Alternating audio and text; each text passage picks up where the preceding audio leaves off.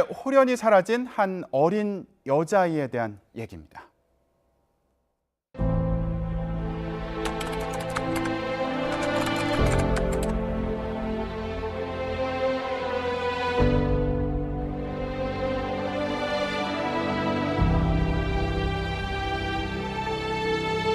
기린봉 구역을 좀 나눠가지고 일부 수색을 했는데 어디 못 찾았습니다. 그래서 오늘 다음에 다른 구간을 또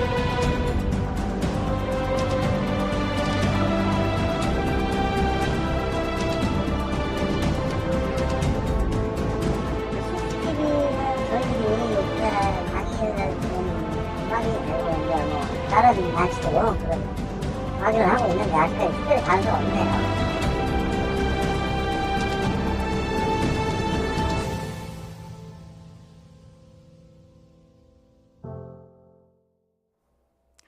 다섯 살 고준희 양, 지난달 18일 실종 이후 20일 만에 신고가 접수됐고요.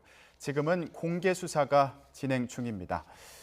소장님, 그런데 아직 수색이나 제보에서도 결정적인 게 없는 상황이지 않습니까? 그렇습니다. 이게 좀 안타까운 게 없어진 날짜가 외할머니 진술에 의하면 새 외할머니가 보호하고 있었거든요. 11월 18일입니다. 그런데 이게 신고가 20일이 지난 다음에 신고를 했습니다. 그리고 경찰은 또 신고를 접하고서 이걸 아마 이제 수색 차원에서 여성 청소년, 가출 청소년 수사는 여성 청소년에서 하는 것 같습니다. 지금 부랴부랴 이제 공개 수배로 전환해가지고 강력팀도 투입하고 그러는데 제가 생각할 때는 너무 이 신고 시점과 그 다음에 경찰의 본격적인 이 수색 시점이 조금 늦었지 않았나 그렇게 생각합니다. 변호사님, 지금 CCTV라든가 차량 블랙박스에서도 준희 양 모습을 찾을 수가 없다 이렇게 얘기가 나오고 있는데 사실 이렇게 흔적을 찾기가 어려운 경우가 흔치는 않을 것 같은데요. 어떻게 보십니까? 네.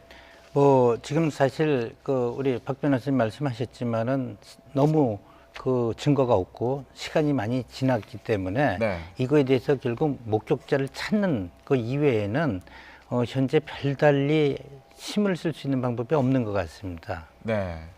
제일 중요한 게 이제 현장 주변 수색입니다. 그런데 이 수색을 하려면은 이 아이가 혹시나 만약에 옥상에 물탱크라든가 정화조에 있을 수 있거든요. 그러면은 그 집을 수색을 해야 됩니다. 다른 집을. 그런데 지금 임의수사 방식, 협조를 얻는 방식에 의해서는 철저히 수색을 할 수가 없습니다. 다른 집에 있을 수 있거든요. 물탱크 속에 있을 수 있고 강제적인 수색 방법이 중요합니다. 지금 경찰이 하는 방법은 뭐냐면은 혹시 이 아이가 그 부근에 있는 저수지에 빠지지 않았을까. 그래서 잠수부까지 동원해서 하고, 그러니까 어떤 공개적인 장소에 대한 수색이지 어떤 다른 집에 있을 수도 있고 이런 부분에 대해서 안에 들어가서 확인을 해야 되는데 그 부분은 어떤 압수수색 영장이 없이는 확인이 어렵다는 겁니다. 이 부분에 수색이 어려운 점이 있고 또 하나는 이 CCTV나 이런 블랙박스, 차량 블랙박스 동영상이 너무 신고 시간이 늦어지다 보니까 이게 저장 기간이 좀 지나지 않았나 이런 생각이 듭니다. 지금 사건에서 또 특이점이 가족 관계가 복잡하더라고요. 고준희 양이 이 실종 당시에 같이 살던 사람이 새엄마, 그러니까 친아버지와 동거를 했던 여성의 어머니였습니다. 그렇습니다. 저희가 그냥 간편하게 새 외할머니다 이렇게 표현을 하고 있는데 새 외할머니인데 이 외할머니도 이 어떻게 보면은 외손녀딸을 제대로 잘 보살피지 못한 것 같아요. 조금 어떤 정상적인 것은 아닌데도 불구하고 좀 방치해 놓은 상태에서 다른 데로 갔었습니다. 그 다음에 와가지고 보니까 애가 없어졌다는 겁니다. 그럼 빨리 신고를 해야 되는데 그게 아니고 이 애가 아버지가 데려갈 수 있겠다 이렇게 한 상태에서 20일이 지나버렸습니다. 그래서 경찰에서 이 새 외할머니에 대해서 거짓말 탐지기 좀 합시다, 검사합시다. 새 외할머니가 나는 거짓말 탐지기 하기 싫다 이렇게 거부하는 바람에 제일 중요한 이 아이하고 같이 있었던 사람이 새 외할머니거든요. 이분의 어떤 진술의 신빙성 또는 이분이 보호하고 있었기 때문에 이 아이의 습성에 대해서 너무나 잘 알 수 있거든요.